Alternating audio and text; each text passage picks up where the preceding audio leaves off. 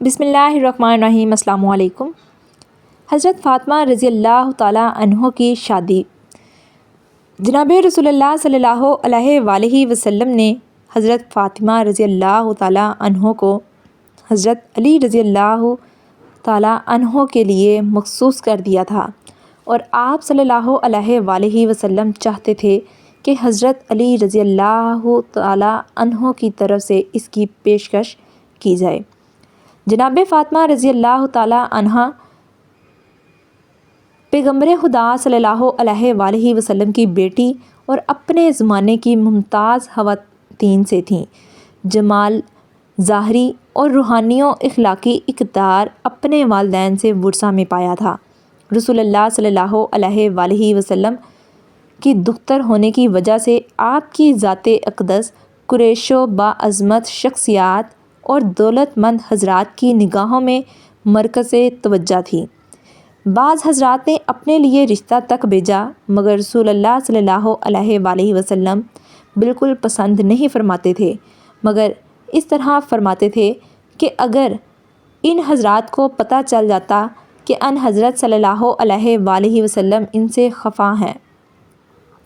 جناب رسول صلی اللہ علیہ وآلہ وسلم نے فرمایا، فاطمہ رضی اللہ عنہ کو حضرت علی رضی اللہ عنہ کے لیے مخصوص کر دیا تھا، اور آپ صلی اللہ علیہ وآلہ وسلم چاہتے تھے کہ حضرت علی رضی اللہ تعالیٰ عنہ کی طرف سے اس کی پیشکش کی جائے۔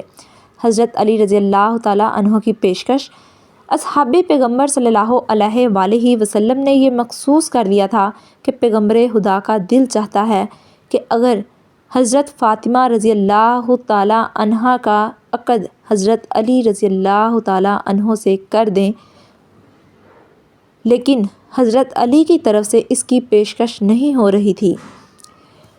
ایک دن جناب عمر رضی اللہ عنہ، حضرت ابو بکر رضی اللہ عنہ، سعد بن معاذ وغیرہ ایک گروہ کے ساتھ مسجد میں بیٹھے ہوئے تھے۔ جناب ابو بکر رضی اللہ عنہ نے کہا، حضرت فاطمہ رضی اللہ عنہ کی نسبت کے لیے رسول اللہ صلی اللہ علیہ وآلہ وسلم نے کسی کی بھی درخواست منظور نہیں کی، اور رسول اللہ صلی اللہ علیہ وآلہ وسلم نے فرمایا کہ حضرت فاطمہ رضی اللہ عنہ کا شوہر منتخب کرنا اللہ کے ہاتھ میں ہے۔ ابھی تک حضرت علی رضی اللہ عنہ کی طرف سے جناب پیغمبر کی خدمت میں حضرت فاطمہ رضی اللہ عنہ کا رشتہ نہیں مانگا۔ شاید میں سمجھتا ہوں کہ حضرت علی رضی اللہ عنہ کی طرف سے اس اقدام کا نہ کرنے کی وجہ ان کا تہی دست ہونا ہے۔ میں یہ سمجھ سکتا ہوں کہ اللہ اور پیغمبر نے حضرت فاطمہ رضی اللہ عنہ کو حضرت علی رضی اللہ عنہ کے لیے معین کر رکھا ہے۔ جناب ابو بکر رضی اللہ عنہ نے جناب عمر رضی اللہ عنہ اور سعد رضی اللہ عنہ سے کہا، اگر تم لوگ چاہتے ہو تو ہم مل کر علی رضی اللہ عنہ کے پاس چلیں اور ان کے سامنے اس موضوع کو پیش کریں، اور اگر وہ شادی کرنے کی طرف مائل ہوں تو تہی دست کی بنیاد پر وہ شادی نہ کر رہے ہوں تو ہم ان کی مدد کریں۔ آپ تینوں حضرات حضرت علی رضی اللہ عنہ کے گھر آئے، مگر انہوں نے آپ کو وہاں نہیں پایا۔ معلوم ہوا کہ آپ ایک انصاری کے باغ میں اونٹ کے ذریعہ ڈول کھینچ کر خرمے کے درختوں کو پانی دے رہے ہیں۔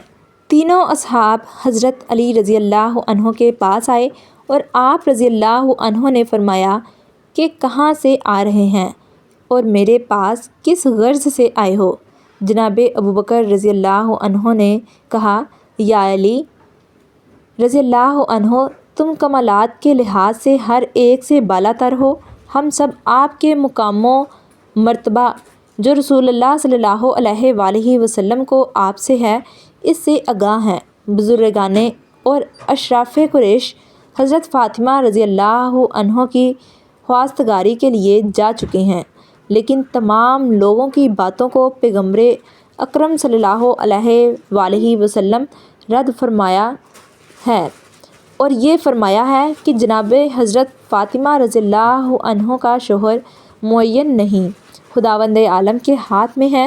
ہم گمان کرتے ہیں کہ خدا اور اس کے رسول نے جناب فاطمہ رضی اللہ عنہ کو آپ کے لیے مخصوص کیا ہے، دوسرا اور کوئی بھی شخص اس سعادت پر افتخار کی صلاحیت نہیں رکھتا۔ ہمیں خبر نہیں ہو سکی کہ آپ اس اقدام میں کیوں کوتاہی کر رہے ہیں۔ حضرت علی رضی اللہ عنہ نے جب یہ گفتگو سنی تو آپ کی آنکھوں میں آنسو بھر آئے اور فرمایا، اے ابو بکر رضی اللہ عنہ، تم نے میرے احساسات اور اندرونی خواہشات کو ابھارا ہے اور اس کی طرف توجہ دلائی ہے جس سے کہ میں غافل تھا۔ خدا کی قسم، تمام دنیا حضرت فاطمہ رضی اللہ عنہ کی خواستگار ہے اور میں بھی علاقہ مند ہوں۔ جو چیز مجھے اس اقدام سے روکے ہوئے ہے وہ فقط میرا خالی ہاتھ ہونا ہے۔ جناب ابو بکر رضی اللہ عنہ نے کہا، یا علی رضی اللہ عنہ، آپ یہ بات نہ کریں، کیونکہ پیغمبر خدا صلی اللہ علیہ وآلہ وسلم کی نگاہ میں دنیا اور مال دنیا کی کوئی قیمت نہیں ہے۔ میری رائے ہے کہ جتنی جلدی ہو سکے آپ اس کام میں اقدام کریں اور جناب فاطمہ رضی اللہ عنہا کی خواستگاری کی درخواستیں دیں۔ اسلام کی بحرانی کیفیت اور مسلمانوں کی اقتصادی زب و خالی نے حضرت علی رضی اللہ عنہ کو اس دلی خواہش سے روک رکھا تھا۔ حضرت علی رضی اللہ عنہ نے جناب ابو بکر رضی اللہ عنہ کی پیشکش پر تھوڑا سا غور کیا اور اس معاملے کے تمام اطراف اور جانب پر غور کیا۔ ایک طرف آپ کا خالی ہاتھ ہونا اور اپنی تمام مسلمانوں کی اقتصادی زب و خالی اور عمومی گرفتاری دیکھ رہے تھے، اور دوسری طرف یہ بھی جان چکے تھے کہ آپ کے ازدواج کا وقت آ پہنچا ہے، کیونکہ آپ کی عمر 21 سال یا اس سے زیادہ ہو چکی تھی۔ انہیں اس عمر میں شادی کرنا ہی چاہیے اور فاطمہ رضی اللہ عنہا جیسا رشتہ بھی نہ مل سکے گا۔ اگر یہ سنہرا وقت ہاتھ سے نکل گیا تو پھر اس کا تدارک نہیں کیا جا سکے گا۔ جناب ابو بکر صدیق رضی اللہ تعالی عنہ کی پیشکش نے حضرت علی رضی اللہ تعالی عنہ کی روح کو اس طرح بیدار کر دیا تھا کہ آپ کا اندرونی جذبہ محبت شعلہ ور ہوا اور آپ سے پھر اس کام کو آخر تک پہنچانا ممکن نہ ہو سکا جس میں آپ مشغول تھے۔ آپ نے اونٹ اس کام سے علیحدہ کیا اور گھر واپس آ گئے۔ آپ رضی اللہ تعالی عنہ نے غسل کیا اور ایک صاف ستھری عبا پہنی اور جوتے پہن کر جناب رسول صلی اللہ علیہ وآلہ وسلم کی خدمت میں حاضر ہوئے۔ پیغمبر خدا صلی اللہ علیہ وآلہ وسلم اس وقت جناب ام سلمہ کے گھر تشریف فرما تھے۔ حضرت علی رضی اللہ عنہ جناب ام سلمہ رضی اللہ عنہا کے گھر گئے اور دروازہ کھٹکھٹایا۔ پیغمبر خدا صلی اللہ علیہ وآلہ وسلم نے جناب ام سلمہ رضی اللہ تعالی عنہا سے فرمایا کہ دروازہ کھولو۔ دروازہ کھٹکھٹانے والا وہ شخص ہے جس کو خدا اور رسول دوست رکھتے ہیں، اور وہ خدا اور اس کے رسول کو دوست رکھتا ہے۔ ام سلمہ نے عرض کیا کہ یا رسول اللہ صلی اللہ علیہ وآلہ وسلم، میرے ماں باپ آپ پر فدا ہوں کہ یہ کون ہے جسے آپ صلی اللہ علیہ وآلہ وسلم نے دیکھے بغیر اس قسم کا فیصلہ ان کے حق میں کر دیا ہے۔ آپ صلی اللہ علیہ وآلہ وسلم نے فرمایا، اے ام سلمہ، چپ رہو، یہ ایک بہادر اور شجاع انسان ہے جو میرا چچا زاد بھائی ہے اور سب لوگوں سے زیادہ میرے نزدیک محبوب ہے۔ جناب ام سلمہ اپنی جگہ سے اٹھیں اور گھر کا دروازہ کھول دیا۔ حضرت علی رضی اللہ تعالیٰ عنہ گھر میں داخل ہوئے اور سلام کیا اور پیغمبر خدا صلی اللہ علیہ وآلہ وسلم کے سامنے بیٹھ گئے اور شرم کی وجہ سے سر نیچے کیے ہوئے تھے اور اپنے ارادے کو ظاہر نہ کر سکے اور تھوڑی دیر تک دونوں چپ رہے اور آخر الامر پیغمبر اسلام صلی اللہ علیہ وآلہ وسلم اس سکوت کو توڑا اور فرمایا، یا علی، گویا کسی کام کے لیے میرے پاس آئے ہو کہ جس کے اظہار کرنے سے شرم کر رہے ہو؟ بغیر ہچکچاہٹ کے اپنی حاجت کو بیان کرو اور مطمئن ہو جاؤ کہ تمہاری خواہش قبول کی جائے گی۔ حضرت علی رضی اللہ عنہ نے عرض کیا، یا رسول اللہ صلی اللہ علیہ وآلہ وسلم، میرے ماں باپ آپ پر قربان ہوں، میں آپ صلی اللہ علیہ وآلہ وسلم کے گھر میں جوان ہوا ہوں اور آپ کے لطف و کرم سے ہی مستفید رہا ہوں۔ آپ نے ہی میری تربیت میں ماں اور باپ سے بھی زیادہ کوشش فرمائی ہے اور آپ کے وجود مبارک کی برکت سے میں نے ہدایت پائی ہے۔ یا رسول اللہ صلی اللہ علیہ وآلہ وسلم، خدا کی قسم، میری دنیا و آخرت کی پونجی آپ ہیں۔ اب وہ وقت آ پہنچا ہے کہ اپنے لیے کسی رفیقہ حیات کا انتخاب کروں اور خانہ دار زندگی کو تشکیل دوں تاکہ اس سے مانوس رہوں اور اپنی تکالیف کو اس وجہ سے کم کر سکوں۔ اگر آپ مصلحت دیکھیں تو اپنی دختر جناب فاطمہ رضی اللہ عنہ کو میرے عقد میں دے دیں تاکہ جس سے مجھے ایک بہت بڑی سعادت نصیب ہوگی۔ پیغمبر اسلام صلی اللہ علیہ وآلہ وسلم اس قسم کی پیشکش کے منتظر تھے۔ آپ صلی اللہ علیہ وآلہ وسلم کا چہرہ انور خوشی اور سرور سے جگمگا اٹھا اور فرمایا کہ صبر کرو، میں فاطمہ رضی اللہ عنہا سے اس کی اجازت لے لوں۔ پیغمبر اکرام جناب فاطمہ رضی اللہ عنہا کے پاس تشریف لے گئے اور فرمایا، تم علی رضی اللہ عنہ کو بہتر جانتی ہو، وہ خواستگاری کے لیے آئے ہیں، کیا تم اجازت دیتی ہو کہ میں تمہارا ان سے عقد کر دوں؟ جناب فاطمہ رضی اللہ عنہا شرم کی وجہ سے ساکت رہیں اور کچھ نہ بولیں۔ پیغمبر خدا صلی اللہ علیہ وآلہ وسلم نے ان جناب کے سکوت کو رضامندی کی علامت قرار دیا۔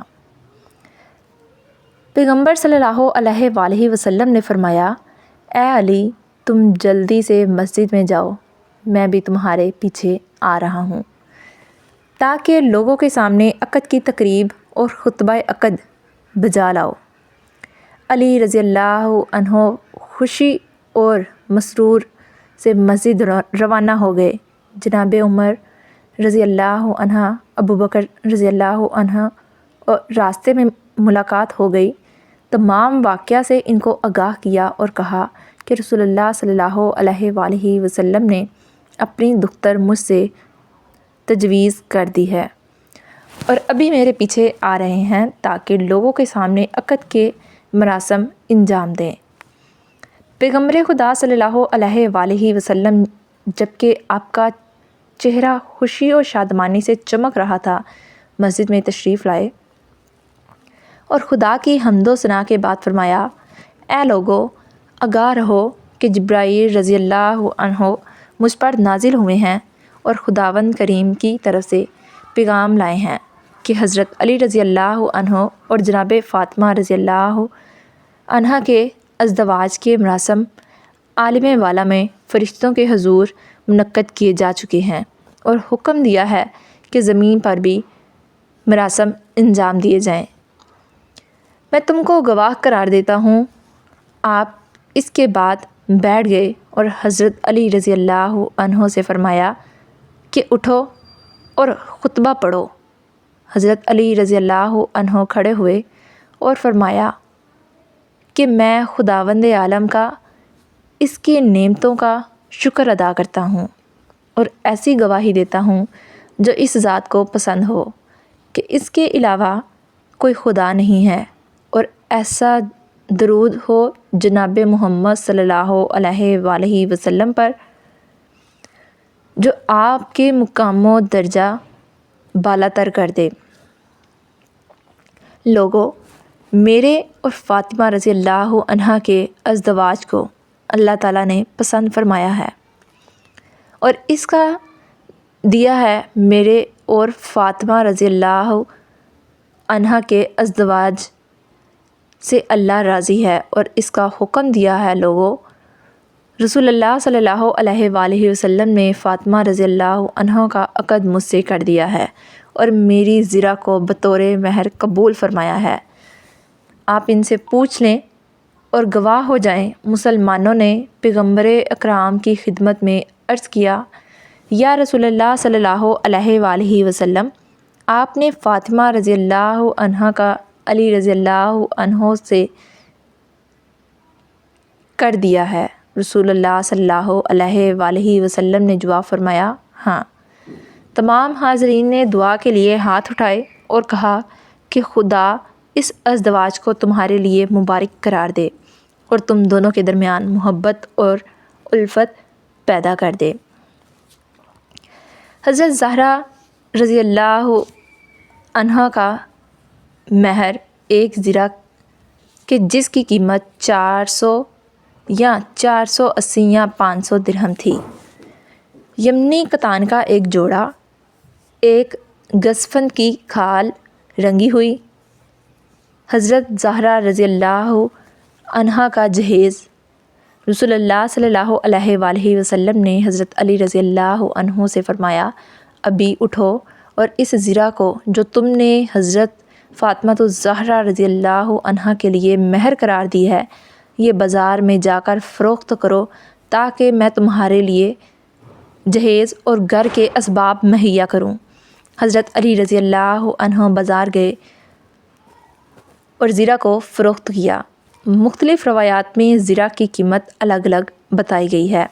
واضح رہے کہ بعض روایات کی بنا پر جناب عثمان رضی اللہ عنہ نے اس زرہ کو خرید لیا اور بعد میں حضرت علی رضی اللہ عنہ کو ہدیہ کر دی۔ حضرت علی رضی اللہ عنہ زرہ کی قیمت لے کر پیغمبر اسلام صلی اللہ علیہ وآلہ وسلم کی خدمت میں پیش ہوئے اور ان کو ادا کی۔ آپ صلی اللہ علیہ وآلہ وسلم نے جناب ابو بکر رضی اللہ عنہ، سلمان فارسی رضی اللہ عنہ اور حضرت بلال رضی اللہ عنہ کو بلوایا اور کچھ درہم انہیں دے کر فرمایا کہ اس مقدار سے جناب فاطمہ رضی اللہ عنہ کے لوازمات اور اسباب زندگی خرید کر لاؤ، اور اس میں سے کچھ درہم حضرت اسما کو دیے اور فرمایا کہ اس سے عطر اور خوشبو مہیا کرو، اور جو درہم باقی بچے وہ جناب ام سلمہ کے پاس رکھ دیے گئے۔ جناب ابو بکر رضی اللہ عنہ نے کہا، جب میں نے درہم کو گنا تو وہ 63 درہم تھے، اور اس میں میں نے یہ اسباب اور لوازمات خریدے: ایک سفید قمیض، ایک بڑی چادر سر ڈھانپنے کے لیے یعنی برقع،